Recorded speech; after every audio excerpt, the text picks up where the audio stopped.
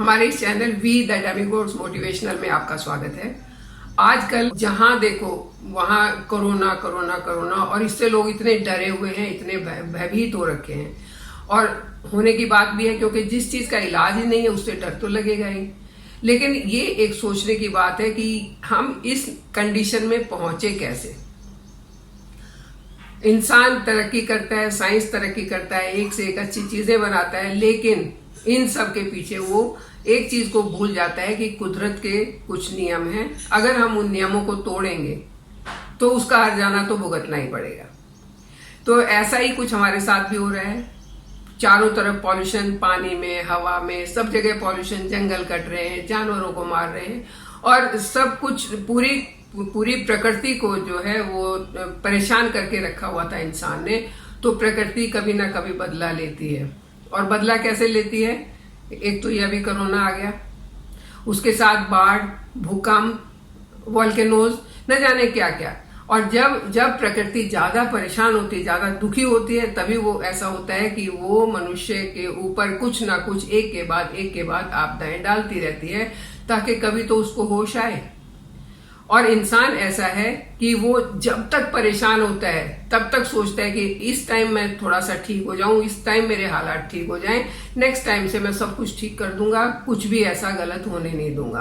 तो इसी के लिए आज मैं एक स्टोरी सुनाती हूँ आपको।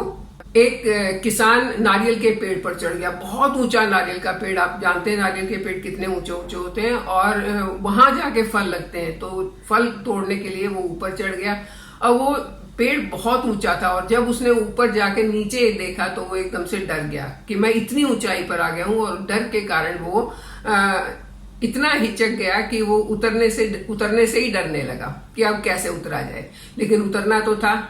तो उसने वहीं बैठे बैठे भगवान का नाम लेना शुरू किया, कहना शुरू किया, भगवान इस बार मुझे किसी तरीके से उतार दो, मैं 100 नारियल दान करूंगा और आगे से ऐसी गलती नहीं करूंगा कि जब मुझे उतरना नहीं आता है तो इतना ऊपर मैं चढ़ूं। चलिए, और ये सोच के उसने अपने मन में एक हिम्मत सी बनाई कि मैंने अब भगवान से रिक्वेस्ट कर दी है और भगवान तो मेरी मदद करेंगे। तो उसने धीरे धीरे करके उतरना शुरू किया। जब वो करीब 10 फीट नीचे उतरा और नीचे उतरने के बाद उसने देखा तो वो गैप कम हो गया था क्योंकि इतना नीचे तक वो आ चुका था। तो उसने मन में सोचा, अरे इतना ही तो रह गया, उसके लिए 100 नारियल क्यों दान देने, मैं 50 दे दूंगा। और ये सोच के वो फिर थोड़ी देर उसने भगवान का नाम लिया कि भगवान मुझे नीचे उतार दो, किसी तरीके से नीचे उतारने में मदद करो, मैं नीचे उतरने के बाद 50 नारियल दान करूंगा। अब कहाँ 100 था, जब वो ज्यादा मुसीबत में था। थोड़ी मुसीबत कम हुई, 50 नारियल हो गए। चलिए, और थोड़ा नीचे आ गया। अब इतना नीचे आ गया कि उसको नीचे देख के डर नहीं लग रहा था। तो फिर उसने सोचा कि अरे इतनी सी तो दूरी है, इसके लिए क्या 50 नारियल देने, 25 दे दूंगा। तो उसने फिर मन में सोचा कि भगवान मुझे नीचे उतार दो किसी तरीके से, मैं 25 नारियल चढ़ा दूंगा। और ये सोच के थोड़ी देर उसने अपने मन में फिर से हिम्मत इकट्ठा की और नीचे उतरना शुरू किया। धीरे धीरे करके वो नीचे उतर गया। जहां वो चढ़ने में उसने कम टाइम लगाया था, उतरने में उसे 1.5 से 2 घंटा लग गया। जब वो नीचे उतर गया, उसके पैर जमीन पर टिक गए, तो उसने सोचा कि मैं सारा साल तो इतनी मेहनत से काम करता हूँ, तब मैं जाके ये नारियल उगाता हूँ और इसमें से मैं 25 नारियल दान दे दूं, इतना तो कोई बड़ा काम भी नहीं था, मैं तो उतर ही जाता, जैसे तैसे करके एक नारियल भगवान को चढ़ा देता हूँ, काफी है। तो ये इंसान की फितरत है। जब वो मुसीबत में होता है भगवान को याद करता है, भगवान से प्रार्थनाएं करता है, और जैसे ही मुसीबत हटती है, चाहे वो उसकी मेहनत से हटे या भगवान की मदद से हटे, तो हटते ही उसका रुख रवैया पुराने वाला हो जाता है। वो फिर सब कुछ भूल जाता है। आज कोरोना की वजह से चारों तरफ दुनिया डरी हुई है।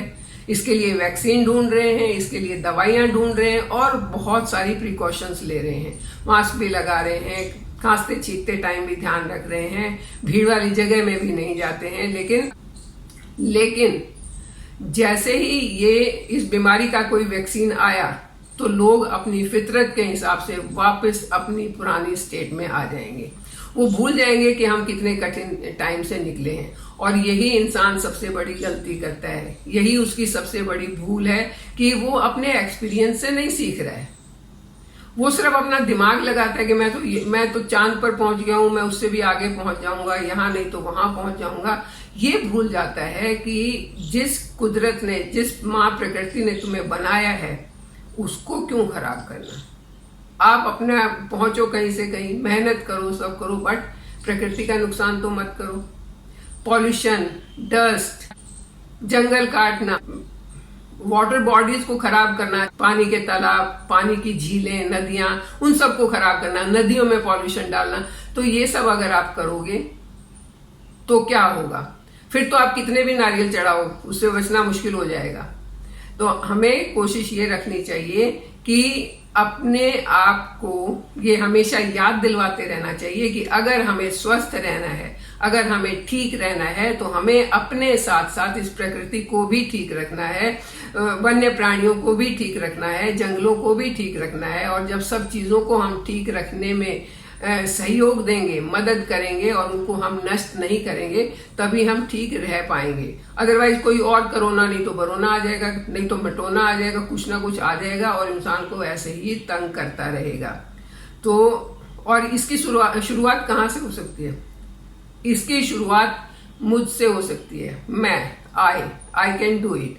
हर इंसान अगर ये सोच ले कि इसकी शुरुआत मुझसे हो सकती है, मैं इसको कम कर सकता हूँ, पॉल्यूशन को कम कर सकता हूँ, मैं जंगलों के नुकसान को कम कर सकता हूँ, अगर सब लोग ऐसा सोचने लगे तो ये बहुत जल्दी ठीक हो सकता है। जब तक हम ये सोचेंगे कि सरकार ने करना है या किसी और ने करना है, तब तक कुछ ठीक नहीं होगा। जब एक एक स्टेप बाय स्टेप इंसान करेंगे तभी ये ठीक होगा। तो आई होप कोशिश करेंगे हम आप सब मिलके इस वातावरण को, इस माँ प्रकृति को सही संतुलित रखने की, ताकि हम खुद संतुलित रह पाएं, खुद सही रह पाएं और अच्छी हेल्थ में रह पाएं।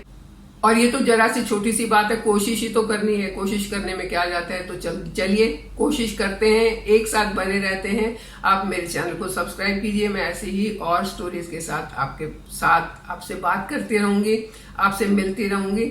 Thank you.